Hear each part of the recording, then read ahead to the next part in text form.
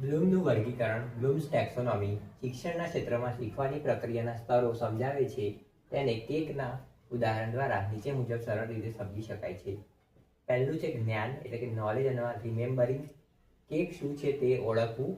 ઉદાહરણ તરીકે કેક બનાવવા માટે મેંદો, ખાંડ, ઈંડા અને માખણ જેવી સામગ્રીની જરૂર પડે છે, તે યાદ રાખવું. એટલે જ્ઞાનમાં તમારે મોસ્ટલી બધું જે યાદ રાખવાનું હોય તેનો સમાવેશ થાય છે. બીજું છે સમજ, એટલે કે અન્ડરસ્ટેન્ડિંગ. જે જ્ઞાન મેળવ્યું છે એનું સમજવું. કેક બનાવવાની પ્રક્રિયા પાછળનું કારણ સમજવું. કેક પ્રક્રિયા બનાવવાની કારણ પાછળ સમજવું. ઉદાહરણ તરીકે શા માટે બેકિંગ પાવડર નાખવામાં આવે છે, તે કેકને ફૂલાવવામાં મદદ કરે છે, તે સમજવું. કોઈ પણ જે સમજવાની પ્રક્રિયા છે તે સમજવામાં આવે છે. ત્રીજો છે ઉપયોગ કરવો, એટલે કે અપ્લાઇંગ. શીખેલી માહિતીનો ઉપયોગ કરીને ખરેખર કેક બનાવવી. ઉદાહરણ તરીકે રેસીપી વાંચીને તે મુજબ ઘરે ચોકલેટ કેક તૈયાર કરવી. ચોથું છે વિશ્લેષણ, એટલે કે એનાલાઇઝિંગ. કેકના જુદા જુદા ભાગો અથવા રેસીપીમાં થયેલી ભૂલોને તપાસવી. ઉદાહરણ તરીકે જો કેક નરમ ન બની હોય તો તપાસવું કે માખણ ઓછું હતું કે તાપમાન વધારે હતું. આ બંનેમાંથી શું હતું, કયું કારણ હતું, તે વિશ્લેષણ થકી આપણને ખબર પડી શકે છે. મૂલ્યાંકન, ઇવેલ્યુએટિંગ. કેકની ગુણવત્તા વિશે નિર્ણય લેવો.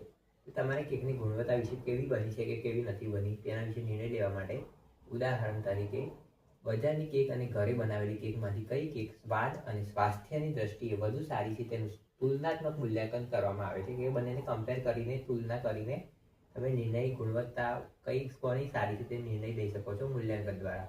અને છઠ્ઠું છે સર્જન, એટલે કે ક્રિએટિંગ. પોતાની મૌલિકતા વાપરીને નવી જ પ્રકારની કેક બનાવવી. ઉદાહરણ તરીકે પરંપરાગત રેસીપીમાં ફેરફાર કરીને તદ્દન નવી ફ્લેવર અથવા હેલ્ધી ઓટ્સ અને ડ્રાયફ્રૂટ્સ કેકની નવી રેસીપી તૈયાર કરવી. તમે જે નવું ક્રિએટ કરો છો આ ચારેયના પાંચનો ઉપયોગ કરીને એને સર્જનમાં લેવામાં આવે છે. કે નવું તમે ક્રિએટ કરો છો પોતાની રીતે એને તમારી સર્જનાત્મકતાનો વિકાસ થાય છે તેનાથી. આ બ્લૂમનું જે વર્ગીકરણ છે તેનું જ્ઞાનાત્મક પાસાના અલગ અલગ જે ઘટકો છે તે અહીંયા દર્શાવેલા છે કેકના ઉદાહરણ દ્વારા. જો તમને વિડીયો ગમ્યો હોય તો લાઇક, શેર અને subscribe my YouTube channel and don't forget two subscribe as well.